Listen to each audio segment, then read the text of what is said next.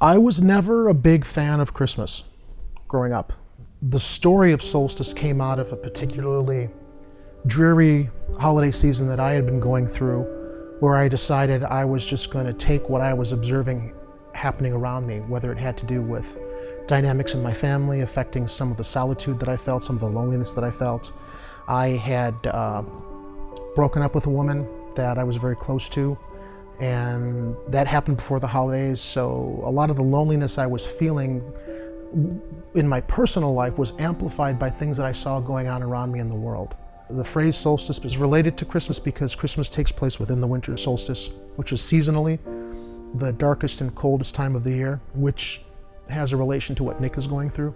Writing that script was me trying to make sense out of how do you pull the good out of a season that's supposed to be inspirational and hopefully bring people together. So my little sister brought this lovely little script to my attention by Jerry, and it really struck a chord with me. It was earnest in all the right ways and kind, and it was trying to inspire people to not feel alone in the world, and I felt like that was something I was feeling at the time. You know, you're young and you want things for yourself, but you don't know how to achieve them, and you look around and everybody seems to be finding themselves in their place, and so for me it just felt like a nice bit of kismet. When I read the full script, when I read the full story, it was like a classic movie. Like, it felt like something you'd watch with your family or you'd see year after year. It feels like a very classic, kind of timeless story. When I first read the script for Solstice, I felt like the story had a great deal of soul. I felt like it was heartfelt, and that as much as it may be a story that's been told often, a story of romance and a story of someone who's somewhat despondent and in a bad place in their life, I felt that the way that it was addressed in the script and ultimately on film was really steeped in an authenticity and a truth that just felt very heartfelt, heartwarming. It didn't feel hokey. It didn't feel false. The film itself was very ambitious. It had a lot of big set pieces. Shooting it on 16mm film, everything was analog, so there was no digital effects or anything like that. We had to pull it off in camera. Jerry seemed to have a vision that this short film was not going to feel short or feel challenged by budget. And so the way he approached every scene was just full on. The way he chose his shots, the way that he rehearsed the actors, what the shots were. I mean, I remember cranes and all kinds of interesting setups and things that we would do, and shutting down streets on our own and things like that. And there were definitely times where I thought to myself, this guy is a little crazy that he thinks that we're gonna pull this off. Then somehow, when we would finish that scene and go to a company move, the third one of the day or whatever it might be, I thought, son of a gun, he did it. And we got that location, or we got that scene, whatever it was. It fueled my desire to be there right next to him in those trenches and try to pull it off. So at the time I decided to do Solstice, I knew that no one was going to give me money to make a film. And I had kind of inadvertently come into the funds to produce and direct a movie of my own. I had suffered a pretty serious personal injury back in 1986, circumstances where I lost my leg. There was a legal case filed for that, and when the dust settled, 1992, I was looking at a settlement of about $200,000. I had a lot of feature-length scripts that I knew there was no way I could afford on that type of a budget. So I looked at Solstice, which was a short film, and I thought this might be a good stepping stone to establish myself as a director, enter it into a lot of short film festivals, and show people that I could direct, after which I could then show them my feature-length screenplays and have other people finance the larger scale projects that I ultimately wanted to work on as a director. I felt it was something scalable that I could film using a lot of existing locations. I remember thinking it was a lot larger scale when I showed up for the first day of shooting than I was aware it was going to be. It was a really big professional production. It was really exciting to me. And I also was aware of where the budget had come from. And so we all really got together knowing that this was not just important, emotionally for Jerry, but also something he literally invested everything he had into, and we wanted to give everything we could to make it something special, because he gave us all the tools to do that.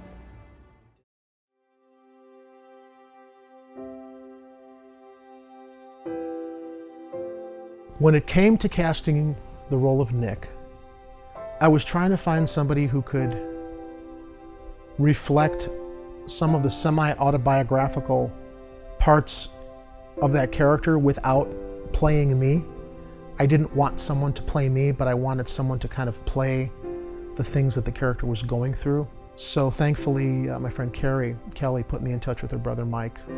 Years before Solstice came to life, Jerry had written this amazing script, not surprisingly, also a delightfully earnest piece called Palace Treasure, and it told the story of an older man who was a projectionist at this old theater, and a young boy who befriends him, and it felt like a nostalgic piece, and it had that Spielbergian je ne sais quoi.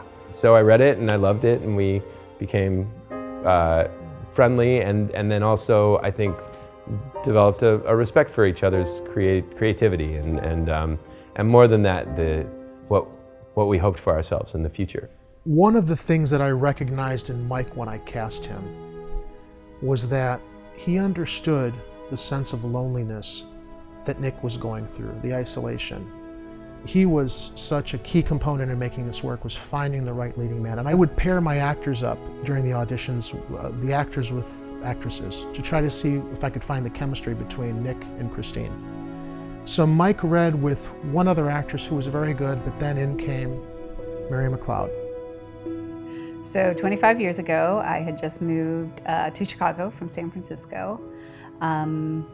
And I had come to stake my claim in Chicago theater and acting. And I think Solstice was one of the very first things I auditioned for. I read the notice and I was like, sometimes when you read something, when you read like a character description or you read a project description, and I had that feeling right when I read it. And this kind of something inside me that I sometimes get when things are meant to be, like project-wise, that just happened. That kind of little, this is for you. And they read together, and I just thought their chemistry was really good. We needed to fine-tune some things, but I thought that they looked really good together, and I saw that they were very comfortable with each other, and I thought that once we went into production, they would find that connection with each other to improve on what I saw in the audition, to bring the subplot of the story of their relationship to life. First of all, working with Mary was terrific, and we had nice chemistry, and it felt honest, and it felt like these two people belong in each other's lives. And when I say that, I expressly am not saying that they belong together. But for me, it was clear that they belonged in each other's lives. Mike and Mary had such a great time working together. As Nick and Christine, they really only had that apartment scene with each other.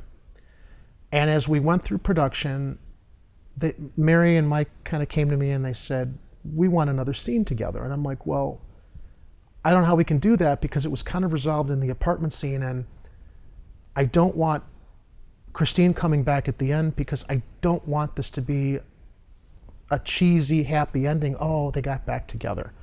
The original ending had Christine leaving a gift for Nick as the end, kind of her way of saying, I'm sorry, or hey, we're not going to have this relationship, but you're important to me.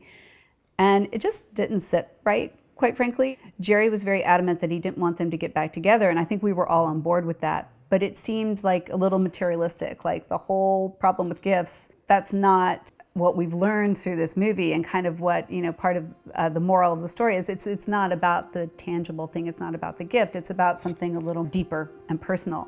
Mike and I wrote a scene together. Yes, the actress wrote herself another scene. And presented it to Jerry, who was actually very open to us kind of taking ownership over his film and rewrite the ending, and allowed us to play it out and see how it worked. Mike and Mary came to me and they said, we want another scene together. And I said, okay, I want to allow for that, but I don't want people to think you guys are getting back together. That's the only resistance I have to this. So they said to me, set up the night you're going to shoot in that foyer. Plan on Mike getting there or Nick getting there to get the gift. Mary will show up that night in wardrobe. We will write something and we'll perform it for you that night in the apartment upstairs. If you like it, she's there, we'll shoot it. If you don't, shoot the ending you want. I said, that's fair.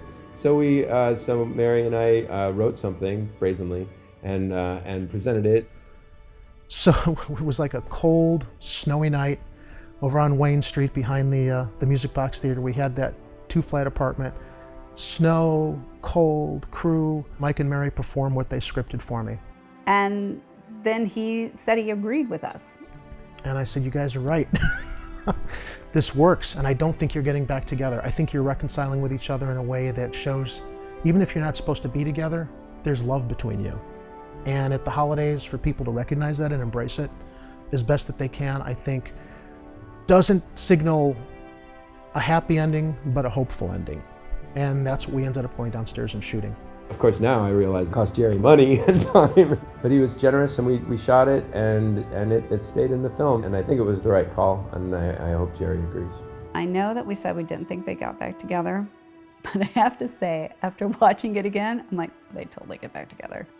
I may be outvoted on this by the rest of the team, but I was like watching it, I'm like, oh no, they get back together. Maybe it doesn't last, but at least for like another year, maybe. One of the things that I've learned over the course of the last 25 years since is that we go into relationships with expectations about how we want them to be and to turn out. And oftentimes, just, I don't know, by virtue of what most people have done around us and before us, you feel like it's either that thing that you foresaw or nothing. And I've found that when I have a connection to somebody and there's love there, and I expect it to become something that I see in my mind, if you just let it evolve into what it wants to be, and you don't try to push it into something that it's not comfortable being, then you're going to have lifelong friends that are all sorts of different kinds of relationships. So anyway, that wasn't something that I was aware of at the time because I was too young to know that. But I guess instinctively, when for the ending of the movie, it felt like it was important to send a signal to the audience that there's love between these two people, and whether or not they end up, together as a couple, or whether they end up being really supportive, close friends, or whether they're just a really soulful memory that it inspires them to go on and love people in a certain way. It was just important to myself and Mary, because we had this connection, to share that with Jerry, and he was really open to the idea that maybe there's an ending that gives the audience a little bit more, I don't know if the word hope is right, but I guess a little more insight into what the future might hold for these two. I think that really reflects the beauty of the collaboration that I had between my cast as well as my crew members, and how well we were able to toss ideas back and forth with each other and trust each other to make things work and improve upon things that needed improving. You don't get much more an example of collaboration than you do right there.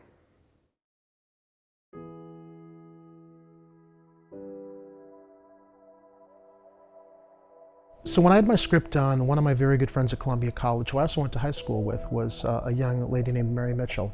Mary was also a filmmaker. She had more experience in production than I did to know how to put this thing together. So I approached Mary to be my production manager and co-producer. And Mary helped guide me to the crew members at Columbia College that I could rely on to put my core team together. Originally, I had approached John O'Shaughnessy, who was a director of photography, who was not available when we were going to start filming on Solstice, as much as I wanted to work with him. So Mary hooked me up with another director of photography named Jeff Gatesman, who started the film. And as we got halfway through production, since we started at Thanksgiving, we thought we would finish at Christmas time or around Christmas time, and I woefully underestimated what it was going to take to finish this thing. So Jeff had to transition into some other projects based on his schedule, and I didn't know who I was going to rely on, so I reapproached John, whose schedule had opened up, thankfully, And John ended up coming in to complete a lot of the major outdoor scenes, as well as the big set piece in the church at the end, as well as help with some pickups regarding scenes that we didn't get all of our coverage from in the beginning. So that was very, very helpful. You know, when I started my company in '92, it kind of took over my life. So when Jerry had put together this project, it kind of came at me out of nowhere. And so I was really disappointed that I wasn't able to do it initially. But I you know, was happy when they had shut it down and then start again. So that worked out for me. Outside my core group of Columbia College people, because I was working in the realm of features here in Chicago, two very good friends of mine, one of them my mentors, his name was Mark Mamalakis. He was a filmmaker. He was also a professional locations manager. And Mark helped me navigate all the difficulties, getting some of these big locations that I wanted to give the film a cinematic scale. Another really good friend of mine who I met while working on John Hughes Productions was Jay Lehrfeld. And Jay was one of my first friends working feature films in Chicago outside of Mark.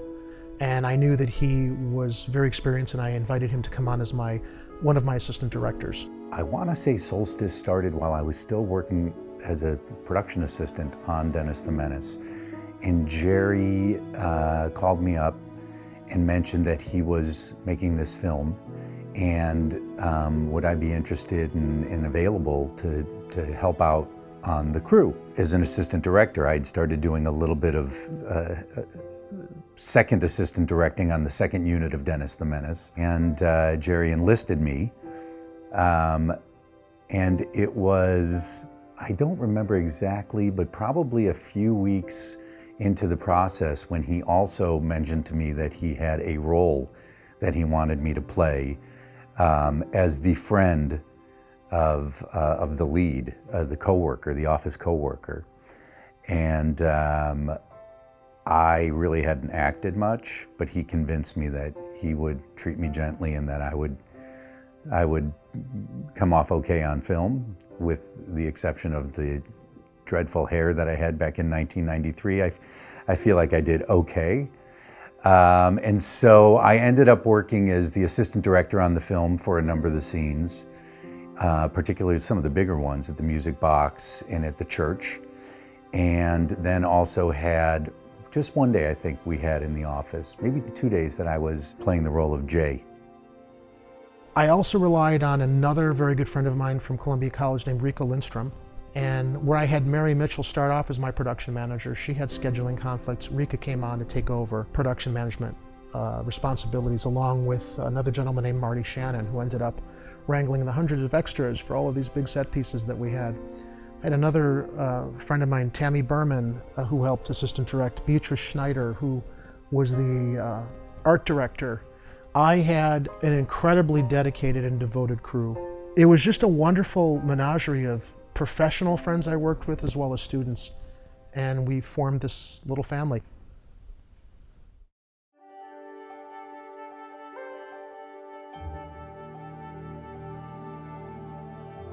A lot of the narrative of the story was inspired by things I had gone through in my life at specific locations in Chicago. So when I wrote the script, I had in my mind places that I wanted to use. I never imagined I'd get all of them. Thankfully, I think I got most of what I actually wrote for, as well as other locations that I didn't have in my mind. Music Box Theater was a big location that inspired a major sequence in the film, because they actually have this tradition of doing a sing-along each year. And I had attended one of these sing-alongs, and when I wrote the script, I thought, I kind of got to get Nick into a kind of an artificial high before he comes down again to reach his epiphany. And the Music Box will do that when he encounters strangers who are trying to cheer him up. So approached the Music Box Theater people and said, I want to recreate your sing-along. And originally I had this like ridiculous idea that we could just film their actual sing-along, right, as it was happening. No, that's not going to work, because you got retakes, you got a preset, you got a light. And thankfully Mark Mamalaka said, that's not going to work the way you're imagining it's going to work. So we're going to actually need some time in there. Well, doing this movie was a lot of fun. For one thing, it was putting our Christmas sing-alongs on film for the record, for the future generations to see, and thankfully we're still doing it. These locations gave the film the cinematic scale that I wanted it to have. I didn't want this to feel like a short little movie. I wanted it to feel like a big feature film, even though it was only 48 minutes. Specifically, I knew I wanted to shoot at Six Corners, that big intersection where Nick crosses the street before arriving at St. Alphonsus Church. Nick mentions that there should be snow for Christmas, and I wanted this magical moment where it does snow. Some weekends we would have snowfall, we would have the blizzard, we'd have flurries in the air. And other weekends we would get there after the snow had fallen and it was on the ground, but we had nothing in the air. We were literally waiting for snow. I would have equipment lined up, I would have my crew lined up for the next weekend out, and I'd be watching the Weather Channel.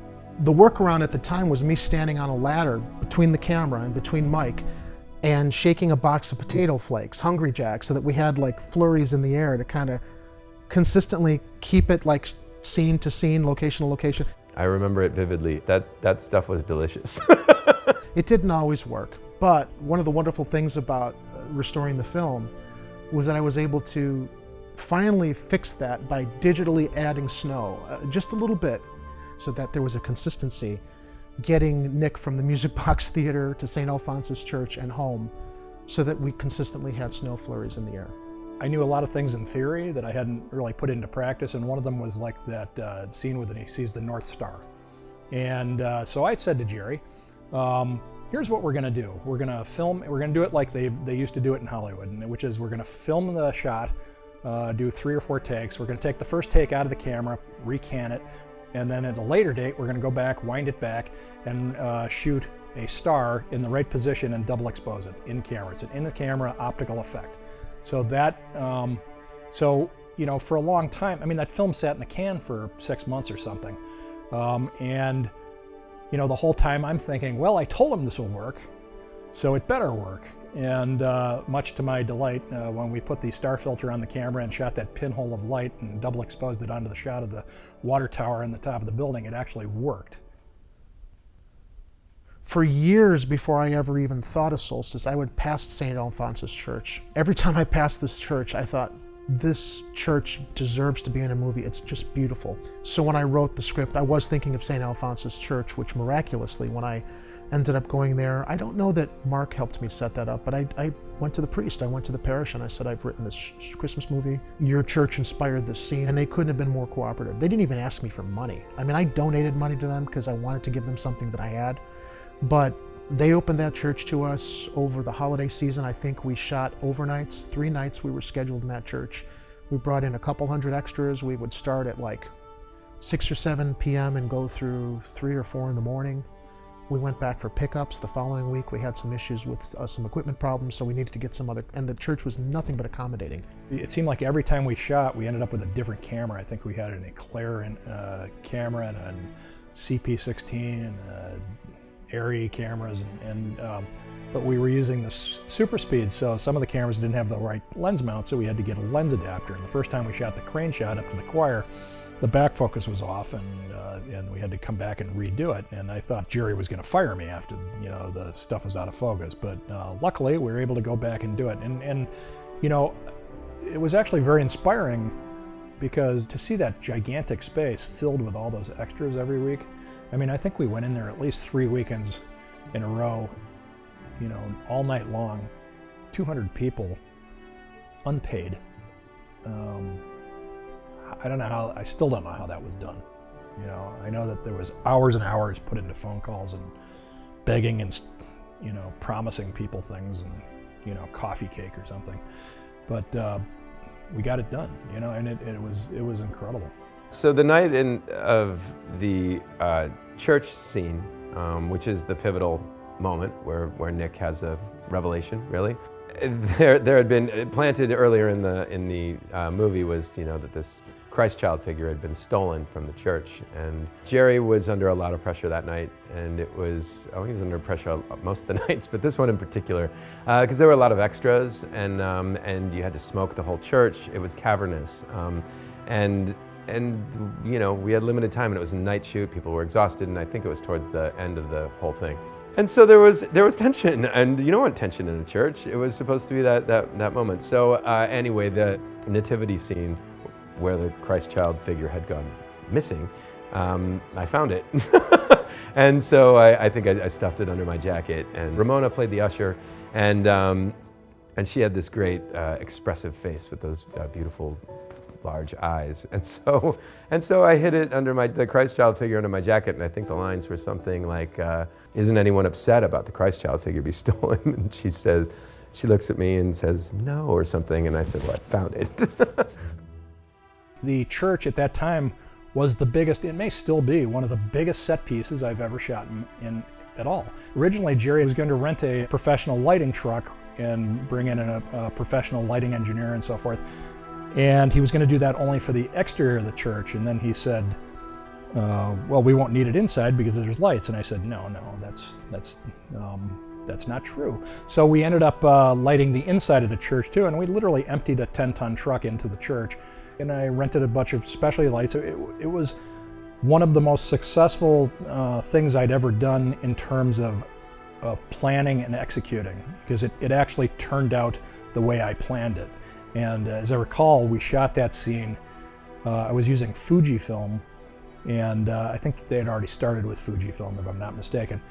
And I did some tests and realized that the Fujifilm was really good in low light. It was better than some of the high-speed Kodak film I was using. I think we shot it on their 320 or 400 speed film or whatever it was at the time. And we shot that scene at a base level of 16-foot candles, which is just crazy. So we rented some Zeiss lenses, some super speeds, and I think we shot that film at a 1.4 or a 1.2 or something, crazy low f-stop. Something, I don't think I've ever done that again. But even with all the lights that we used, we still just getting that gigantic space illuminated enough to get an exposure was a huge challenge. And we did it, and it worked, so there. The film really is, I like to call it a Christmas card to the Lakeview corridor, because so much of the action takes place in Lakeview, where I actually lived when I was going to Columbia College. So living there, when I was writing the script and inspiring things, it's a period piece, but if you go back there, there's still so much that's still the same.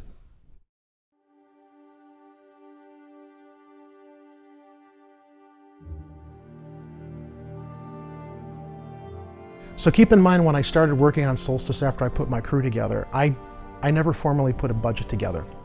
I had a bank account with $200,000 in it and a business checking, and wherever I had to spend money, I just wrote the checks. Thankfully, a lot of my cast and crew understood that this was personal money.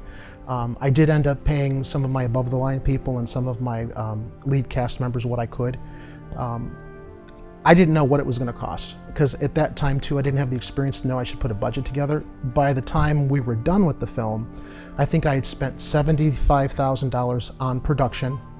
That is, that's the negative cost, what we finished shooting, and then after it was all done with post-production, sound work, it came in, I think, at about $120,000.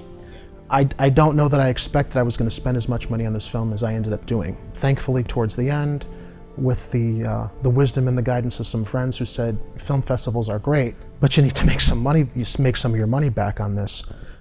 I was still friends with an instructor of mine from Columbia College named David Sikich. So David taught a class called Motion Picture Exhibition and Distribution. And David and his partner John Iltis were responsible for the success of Hoop Dreams, which was an independent film out of Chicago. It had an amazing following, a low-budget film. So I asked David, could he look at Solstice, and did he have any ideas on how I might be able to capitalize on this and you know, license it or make some money back on it. He and John really liked it. Unfortunately, it was short form. It was only 48 minutes. And he said to me, it's unfortunate because you made a short film. If it were a feature, maybe we could do something with it. And I said, I didn't know how to stretch it into a feature. The story was told in 48 minutes. So I would just have to kind of, I guess, eat it at that point. But David said, no, there's television. So they introduced me to Shell Bugan of Video Media Distribution, and Shell specialized in pitching cable networks on independent projects or independently produced films. It just so happened that year that Lifetime Television wanted to kick off this seasonal tradition of broadcasting an original holiday movie. But they had not commissioned a production company to create a movie. So after Shell pitched Solstice to USA Network, I think he also pitched it to Showtime, he pitched it to Lifetime. And Lifetime said, yeah, we're interested because we want to kick off this tradition of having an original holiday movie. So They took my film that I produced and that I own, stamped Lifetime Original Movie on it, broadcast it in 1994 and 1995 as their original holiday movie. And I had no idea that, that many viewers would be able to discover my film. We were about in at least 1 million households nationwide. Solstice was a small independent movie, and then all of a sudden, Jerry had it on Lifetime television. And I wasn't completely surprised because I thought it was a really sweet, solid movie, a story that people like to hear, need to hear at certain times. The film had a measure of a success that was unexpected. I knew it was a good film. I had enough opinions. I never solely trust my own opinion, but I had enough people seeing the film that I was getting feedback that it was a good film. It was exciting, to have that and to know that a lot of strangers were seeing it and hopefully enjoying it in the way that it was intended, and I think they did. In Christmas of '94, it first aired on Lifetime, and my phone kind of rang off the hook from Chicago friends who said, "Did I just see you in some movie on Lifetime, some Christmas movie?" "Oh yeah, that's my friend Jerry's movie, and I was really supposed to just be the assistant director, but then he asked me to play one role or whatever." And email wasn't that prevalent at the time, so everyone picked up a phone and called. And I received a ton of phone calls, and I believe they aired it a number of times that Christmas, and each time I would know that it aired because some other friend from Chicago would reach out to me and say, "Hey, last night at 10 o'clock, I saw you on the Lifetime Network." More than that, though, the people that they would then watch the rest of the movie. And they all said, "That was a really sweet movie, that was a really nice movie." And I told them the backstory behind it and everything like that. I thought I was done. I was out of the woods as Christmas passed in '94, until it aired again in '95. And the phone calls came again. And then, by that point, I had been in touch with Jerry and spoken to him a number of times, and I think it had a 2-year holiday run on Lifetime. Along with being seen on Lifetime television in the United States, I did line up an international sales agent who got the film on in 16 different international countries, including Greece, Spain, Morocco, South Africa, Poland. I actually met a Polish girl in Chicago on a charitable project I was working on 8 years ago. And I was telling her, she asked me, what have you done in the past? I said, I did this little movie that was on Lifetime back in the 90s called Solstice. And she had immigrated from Poland. She's like, I saw that movie. And I'm like, oh my God, people overseas actually did see it.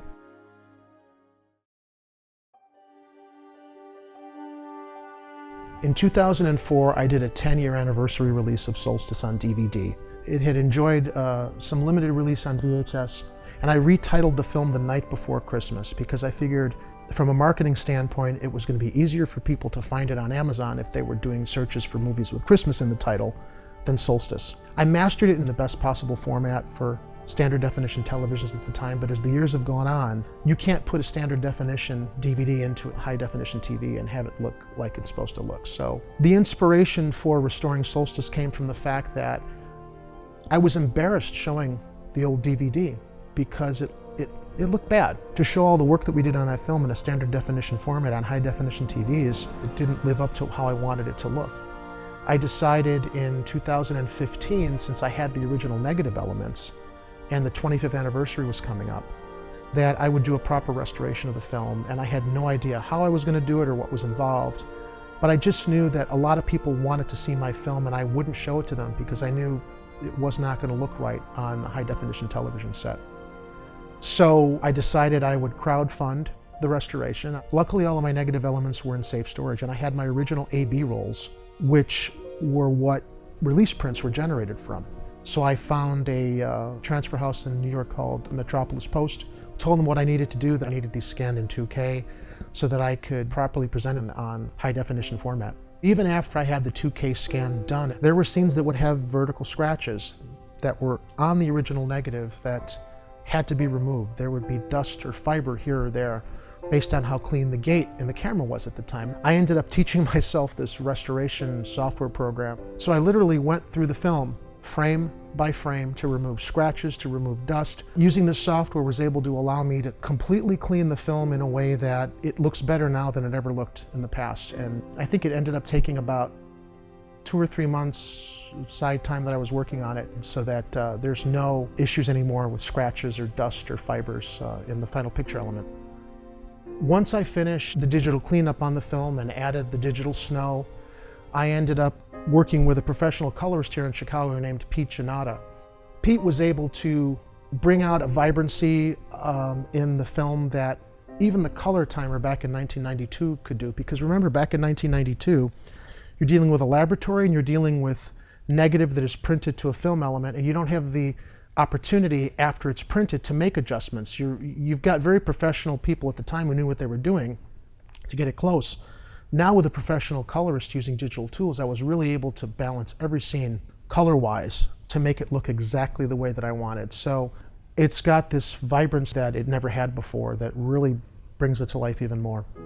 One of the huge challenges during this restoration was the fact that so much of the film was finished on outdated technology. And by outdated, I mean at the time in the 1990s, a lot of my audio elements were on backup tapes, of which there is no hardware today that can extract the original audio mixes. So despite the fact that my film was completely mixed at the time, this meant I had to go back into the original reel-to-reel magnetic tapes that were recorded on set and reconstruct my mix without the benefit of slates. And when I say slates, when you're editing a film, normally you will sync your sound with your picture on the clapper.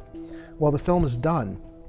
Those slates are gone. So I literally had to take all of the master recordings that were retransferred to digital format and sync everything up based on a character saying a word or seeing somebody bump something that made a noise, to find that moment, and I had to isolate the exact take. Luckily, all of my audio elements were really well labeled, and thank you, crew, for keeping really good records from set, because I had all of the recording logs, so I was actually able to sit in front of the computer and reference this reel from this date, had these scenes on it, so I was very easily able to isolate the audio takes that went with the scene that I was looking at, referencing a picture on the computer. That was a really time-consuming process, and I'll tell you, I was always looking for specific takes of what ended up in the film, but I was hearing all of the chatter from other takes and what was going on behind the scenes, and it was like a time machine, hearing what was going on, hearing voices of people back then, being reminded of things that were happening on set that I honestly didn't remember. This is summer solstice, or no, winter solstice, some sort of solstice film, directed by Jerry Vasilitos. Today is Friday 13th, 1992. We're getting ready to record the Christmas carolers and whatnot in the scene in the foyer on Belmont. Background, I need you just to get a little bit more movement out of you, a little bit more lively. I know there's not a whole lot of us to make the sun really loud, but at the beginning of this take, you'll all be clapping, and as he starts to move off, you should all start just going wild with applause, and if you want to have your hands up a little bit over your shoulders so we can see that, that's great too, because the idea is the curtain is coming up and It's a Wonderful Life's about to start. This is what you've really come here to do, is also watch the movie on a big screen. Christine, I got you the necklace because I thought it would look good on you. And I got you the movie because I knew it was something that you liked from when you were a girl. Cut. Little girl.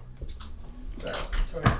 You gotta move From when you were a girl. This is the crying game. This is the plot twist. Take When 4. you were a girl. Seeing the film restored visually as vibrantly as it now looks, and listening to those recordings that were like a time machine, have really, I don't know, made me really proud that I managed to pull this off back then. Because I think as we get older, we look at the things we did when we were younger, and it was just a nice reminder that I produced and directed something that I was proud of. I had so much enthusiasm about at the time, and it helped give me the energy through the restoration to remind myself this was a worthwhile endeavor to like clean this up and restore it for its 25th anniversary, and also to preserve the negative elements digitally, because if anything were to happen to the negative elements, the film will be lost forever.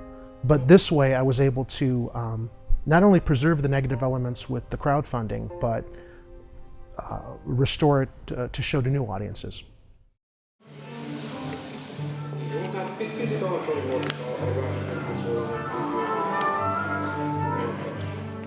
After I'd done the picture restoration and I reconstructed the audio mix, one of the things that I was never fully happy with was the original musical score. I had got a synthesized score, and at the time it worked. But after raising the money that I needed for the picture restoration, I thought, I want to redo the music. And since I've come this far, I ended up putting some money aside to cover the new orchestral score that I ended up having recorded for the film.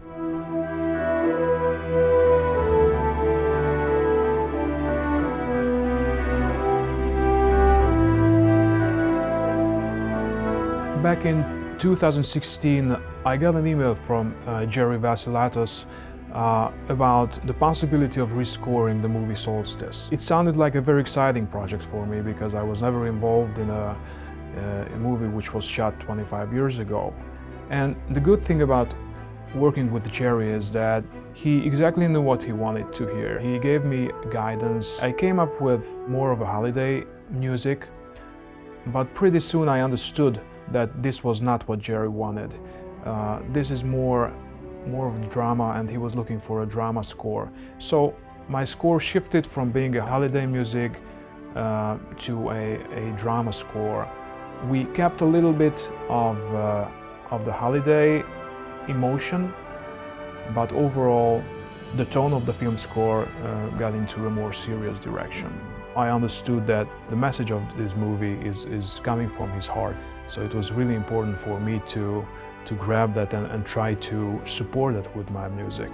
The session today was excellent. I'm very happy with the performance of the musicians. They did a fantastic job. They put their heart and soul into it, and I'm hoping that Jerry will be happy with the result, and I think he is. This film has been languishing for about 15 years in standard definition format. When I decided to restore it for its 25th anniversary, I realized I also had an opportunity to not only restore the picture in high definition, but to give it the orchestral score I always wanted and was never able to do back in the 1990s. So I want to thank you all for your heart and your talent.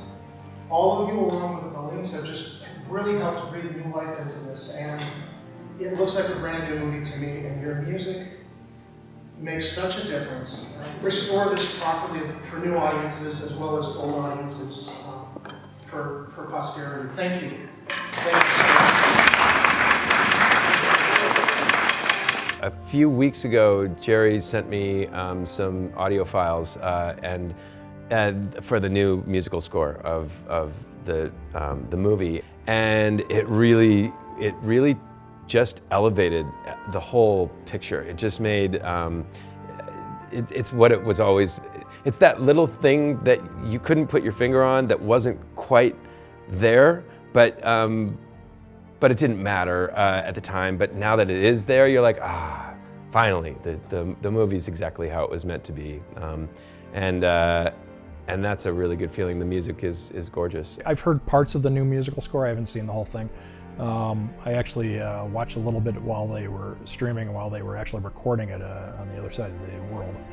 And it was a big improvement, I think. It seems less of an upgrade and more of a, like, we're now finally finishing the movie. It was magical. I never imagined in my life how and when I would be able to have a film scored. But it added that element that I always felt was missing. It really gave it, I feel, as great the performances in the film are, and as proud as I am of the visuals that we all created, music makes such a difference, and Balin's score really helped breathe new life into this. It really elevated what was going on with the characters, and I really finally feel I'm finished with this movie. I restored it, it looks the best it can for modern audiences, and it has the musical track that I always felt it deserved, that I couldn't manage before, and now it's got it, and I can move on from it.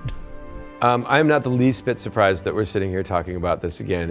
If you knew Jerry, you know that this particular project is not something he will let go of easily or ever. And I think that that's a testament to how much it means to him and how much it meant to all of us to be a part of. So no, I'm not surprised that we're here talking about it. It was meaningful for all of us. No, I never, this is like a complete wonderful surprise. It's been a great trip down memory lane. Jerry has been such a caretaker of his story. If you were to have seen the drive the passion and the dedication that Jerry had to this project, it's not surprising to me at all. Even though it takes place in the 1990s, the themes in the film, I think, reflect issues that people go through every holiday season. So I'm glad I was able to come back to it so that hopefully older audiences who remember it can enjoy it again, and that new audiences can discover it. To be reminded around the holidays that to take a look around you and to take stock in not just your personal life, but in the broader scope of what's happening in the world, and how you can be a person that makes things better for everyone and for yourself. That's evergreen. So yeah, I would say that Solstice there has certainly stood the test of 25 years, and I'm honored to have been a part of it, and I'm thrilled that its legacy continues.